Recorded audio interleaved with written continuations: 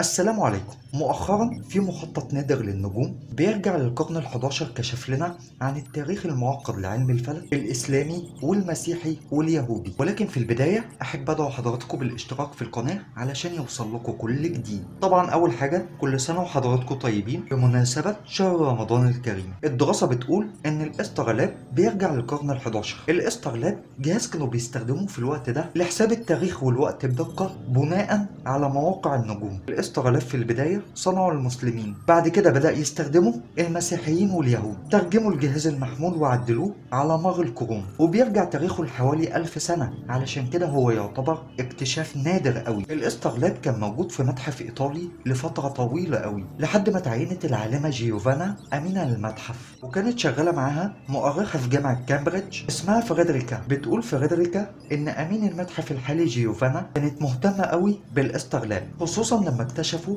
مدى تعقيد تاريخ الجهاز ده. في البداية اخترع الاسترلاب اليونانيين القدماء، لكن ما تمش الكشف عن ولا استرلاب يوناني. أقدم مثال للاسترلاب بيرجع للقرن الثامن، وبناه علماء الفلك العرب اللي قادوا العالم في الوقت ده من حيث مهاراتهم العلمية. الاسترلاب عبارة عن قرص، والحواف بتاعته وقت الفصل أو درجاته، وموجود على القرص لوحة دائرية أو أكتر. كل لوحة ليها خط عرض معين، وفوق ده كل لوحة تانية اسمها ريتي عليها مخطط لألمع النجوم في السماء، وبيدوروا الشبكة علشان تتطابق مع موقع النجم. وبعد كده بيستخدموا مقياس الساعات حوالين الحافة علشان يحددوا الوقت. الحرفيين المسلمين لما استخدموه حطوا في عين الاعتبار الاستخدام الديني على وجه التحديد، لأن وظيفة الاسترلاب الرئيسية معرفة الوقت، وده طبعا علشان الآذان والصلاة. وعلى فكرة في عشرات الأمثلة عن الاسترلابات العربية في متاحف كتير حول العالم.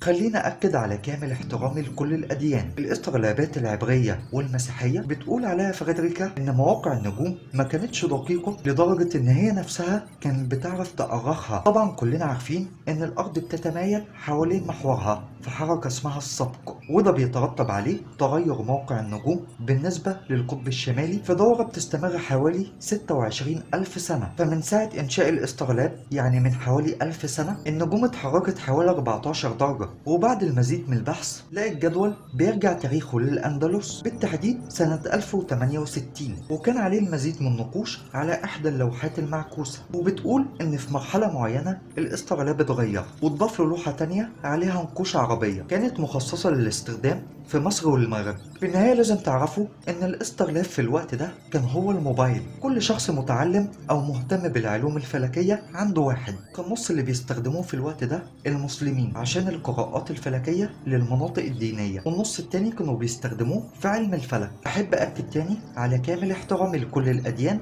والمصدر هتلاقوه تحت. مع الأسف لما وصل لإيد المسيحيين واليهود استخدموه في التنجيم، ولكن الرهبان استخدموه علشان أوقات الصلاة برضه. لكن في النهاية هو ليه أهمية تاريخية لأن أصوله إسلامية ومسيحية ويهودية، وده لأن الشعوب المختلفة في الوقت ده كان ممكن تتعايش مع بعض وتتبادل المعرفة. Mastered mathematics. They mastered physics. For example, in the West, we learn that the fundamental law of optics is called Snell's law. That's how we make telescopes. That's how we make microscopes, with Snell's law. But they don't tell you the Snell's law was discovered 600 years before Snell in Baghdad. So we're talking about the fact that the Library of Alexandria, other centers of learning were hotbeds of intellectual discussion. The laws of medicine, physics, chemistry were explored in the Middle East. That Muslims, it's part of the rituals of being a Muslim is you're cleaning your hands and your feet and your ears and your nose, and there's an ablution, whatever the word is, where there's a cleansing daily. Wow. Daily. Okay. That's a good idea. My grandmother, I think, was Muslim then. Well, just think about this. Back then, nobody's showering every day. But some funky times, okay? All right? There's some people don't shower every day today, but you could. And United States, we probably take more showers than anybody else in the world from the research I've done on that. But point is, if a disease comes through and it comes from contact or some other thing because you're dirty, You get sick and the Muslims don't.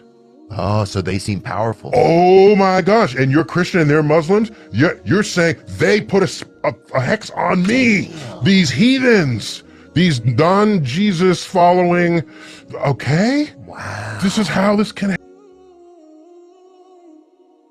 You know something, I think people who are deeply religious are also not sure.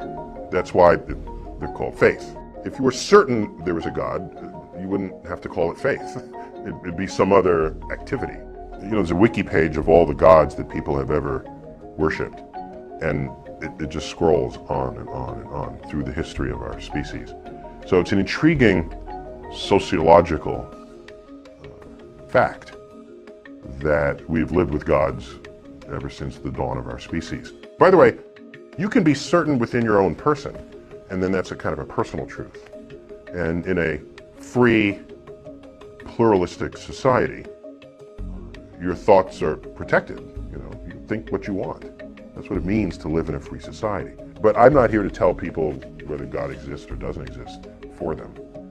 I can say that if God is benevolent, and I look at the universe and I see asteroids rendering life extinct, there's an absence of benevolence in the actual universe that I see. So that's always been a point of contention between sort of philosophers and theologians. It goes back centuries, actually.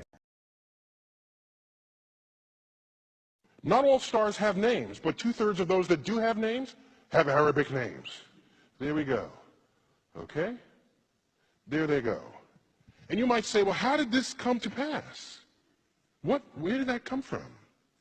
What was going on? Because when you think of the Middle East now, and it's not where you're not saying, hey, these are folks naming stars. You go back 1,000 years, Islam, 800 to 1100. In that period, which we generally called the golden age of Islam, of Islamic science, golden age, there was no greater golden age in the history of the world before or after.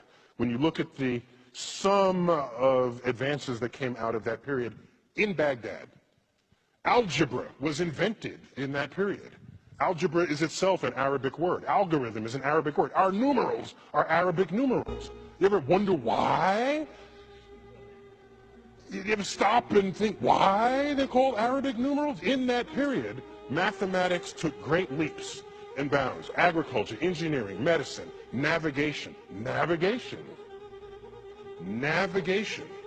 Star maps were made to assist navigation. Astrolabes were crafted. Then it all stopped. It ended. If you're a historian, typically you focus on history as marked by changes of kings and leaders and wars. That's the lens through which many historians look at the past. And so if you ask people, they'll say, oh, the Mongols sacked Baghdad, and so that's why it all ended. If that were the only force operating, then later, when Islamic culture rose, you would still see this tradition of scientific innovation. But it has not recovered.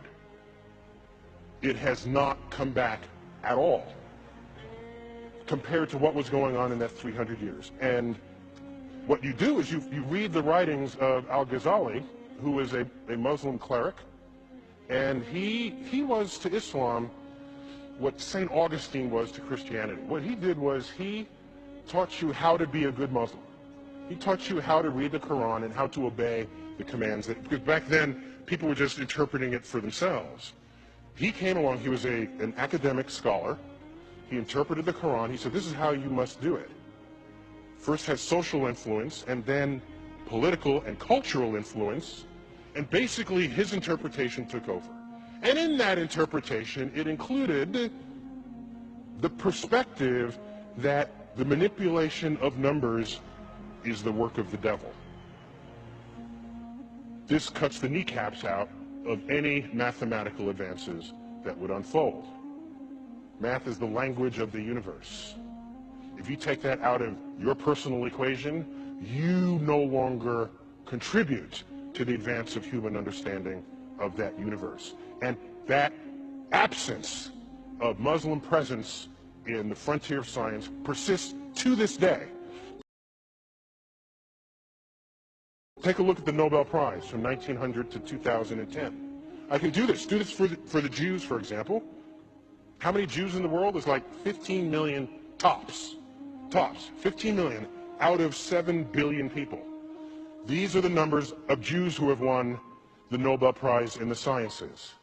25% of the Nobel Prizes. We have a Jewish person in the audience. Congratulations. Okay, fine. Okay. This is rightly something to be extraordinarily proud of. The traditions of Jews in the 20th century is one of education and scholarship. In earlier centuries, it was one of very strict sort of study of the Torah. Did not involve the natural world. This was a later emergence of the Jewish culture to exhibit this. Let's look at the numbers for Islam. So these are Jews. There's 15 million Jews, 25% of the Nobel Prizes. Okay. I lose sleep at night with the question, how many secrets of the universe lay undiscovered, because 1.3 billion people who in an ancestral time would have participated in this enterprise and are now not. That's what I think of as a scientist. Whole populations. By the way, there are other populations that never contributed. I'm not going to them and blaming them. I'm talking about a population that already did contribute. It's in the cultural heritage already. All we're asking is to resurrect it. It has not happened. استنى رأيكم تحت في التعليقات لحد نخلص حلقتنا. يا رب تكون عجبتكم، والسلام عليكم.